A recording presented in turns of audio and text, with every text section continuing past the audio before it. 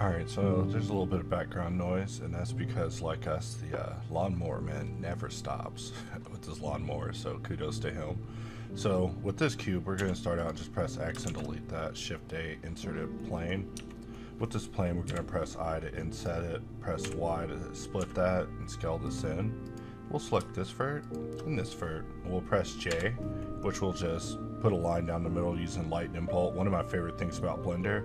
Press G and go to face mode. And I'm going to press numpad period, or not numpad period, the period next to my letter keys to change this 3D cursor.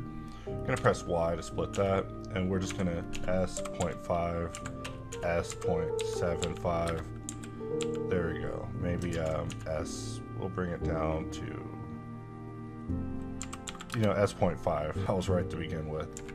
And from here, we're just going to inset it to 0.07. In fact, we should look at it in this mode while we do that.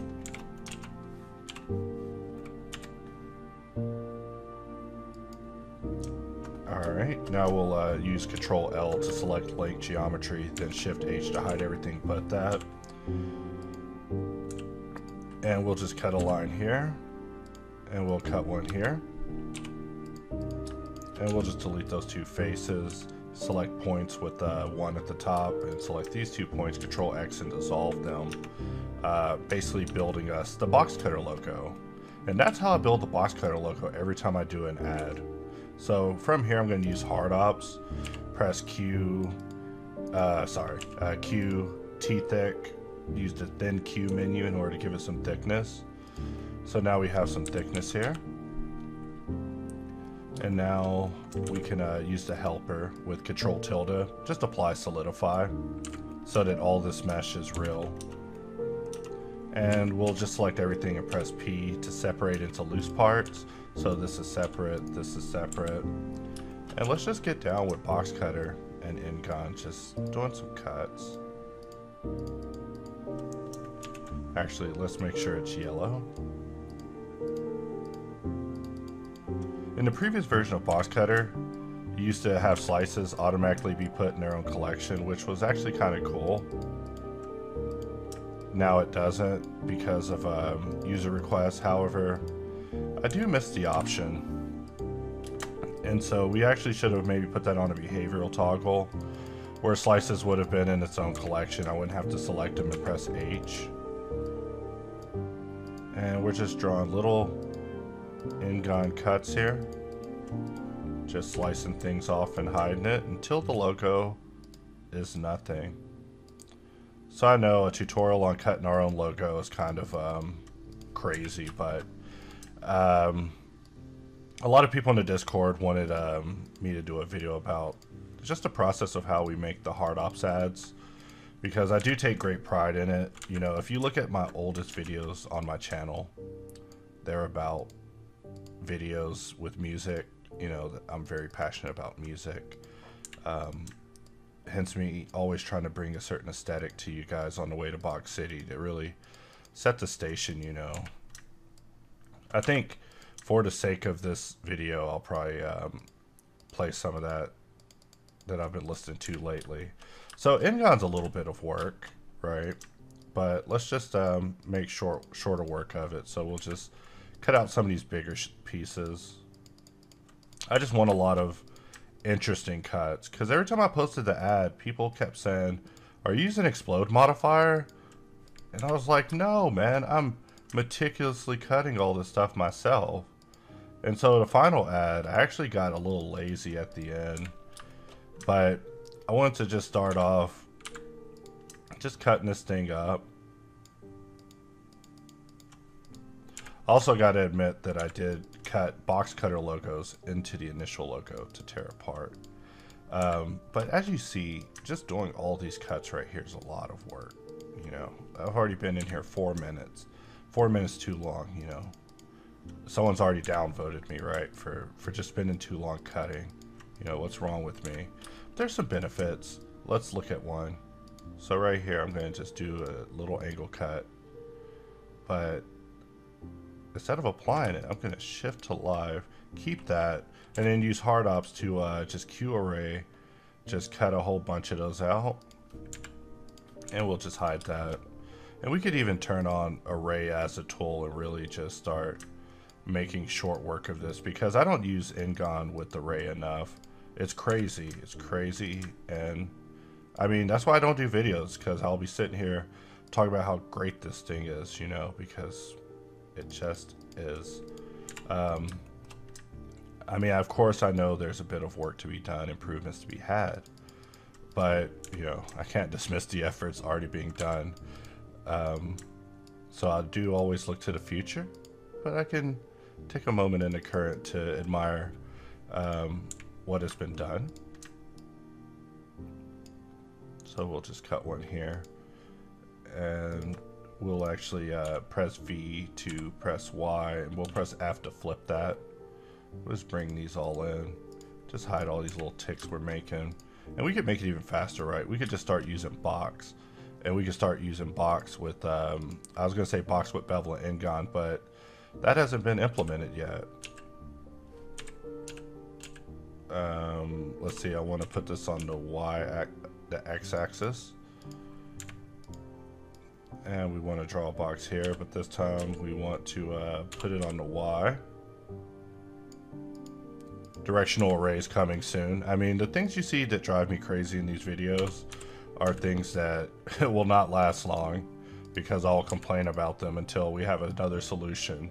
Then I'll complain about that solution, talk about how we can do it 3 different ways for 3 different tools, which is kind of an interesting way for us to approach things. Like right now, I'm talking about how great it would be if Inset from boxcutter made it over to hard ops as a manual system that customers can use and really dissect and perfect, because boxcutter is such a flip you're gone type of thing. You know, get cut by a boxcutter, you'll die 5 times before you hit the ground.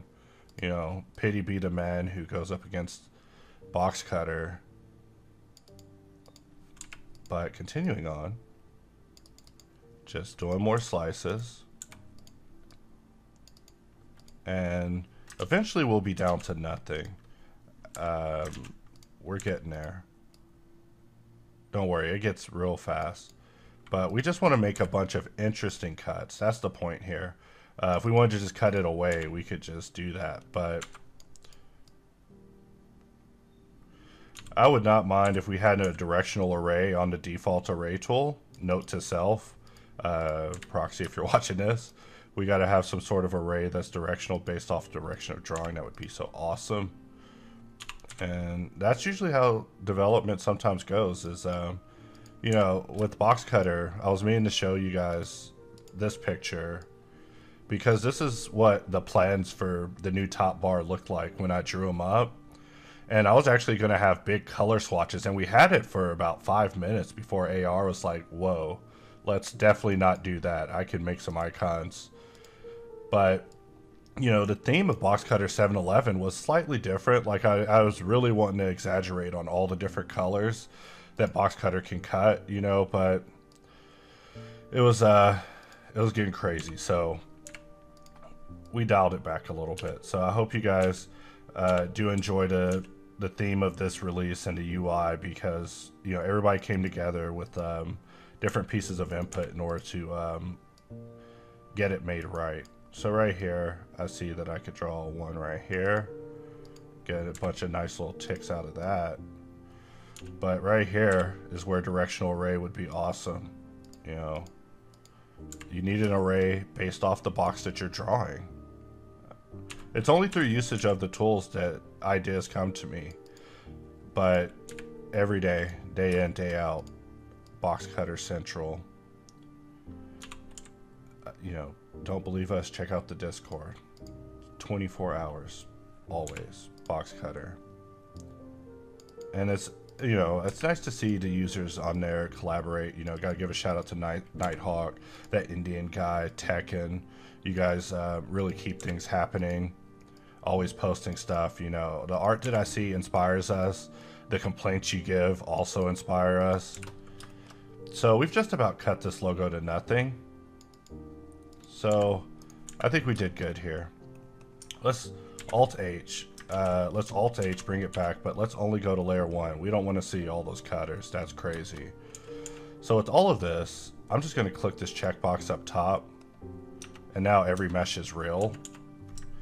And we're just going to join it together, scale it down, and we're going to apply the location, rotation, and scale.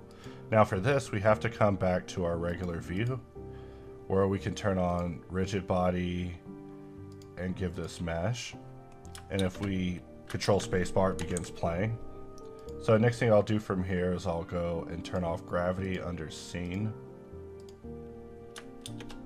And now it'll just sit still. But if we select everything, we do P by loose parts. And then we do, you know, origin to geometry. We gotta set the origins right. Now, boxcutter explodes. Which, over the course of making this release, I was told, hey, it's not good to show the boxcutter logo exploding or being in a broken state, which I found funny. It's like, it doesn't matter how broken apart we are. All these features are going to come back to us. Everything that was in 2.79 is going to come back. And on top of that, on the way there, we plan to enhance everything as we get it back together using all the new things that 2.8 has to offer. So really it's a large degree of planning and imagination and drawing and collaboration all at the same time. But as we watch this thing play back, we could see the logo exploding and everything's kind of chaotic. But let's go ahead and just choose to bake 2 keyframes, and we'll bake that. And for this, we'll have to wait a moment. I do want to throw in a note at this moment that I'm using something called an i7 NUC, which is like a really small computer, just like the size of a box of Eggo waffles, because my AMD computer's offline at this moment. More on that later. But the computer I'm using has no GPU, so that's why I haven't been rendering or doing anything that's super impressive, or at least in my eyes, super impressive. Just been having to dial it back and actually get used to boxcutter in a limited state. But really, it's given me ideas on how we can go in hard ops and make it more efficient for potato computers, because potatoes need love too. I love potatoes, by the way, like French fries. I'm about to pause this video and go have some potatoes after this, but let's finish this video.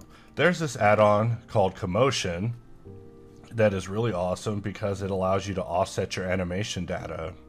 And so right here we have all these things exploding out, and using this has actually given me the idea that we should make an exploded view for hard ops, where you can, and in boxcutter, where you can cut your model up, do all these fancy things, and then make it explode with your cutters. I just received a comment right before I made this video about how we should make the cutters be parented to the objects that we're cutting, so we can move objects around non-destructively as well. So these are all ideas that I look forward to implementing in the future. But continuing on, so with this thing, I'm just going to shift right click, put my cursor here, and using this I'm going to sort by cursor, and I want the offset to be maybe 1.5, and we're just going to offset animation. And this is also something that will make you wait, but it looks like it's not in this case. And if we press shift spacebar, we have the logo just flying out. And so ads are just a matter of literally playing this stuff in reverse. But I did want to do a small breakdown just on how I go about doing these. You know, I might have to give it 350 frames now because of all the offsetting.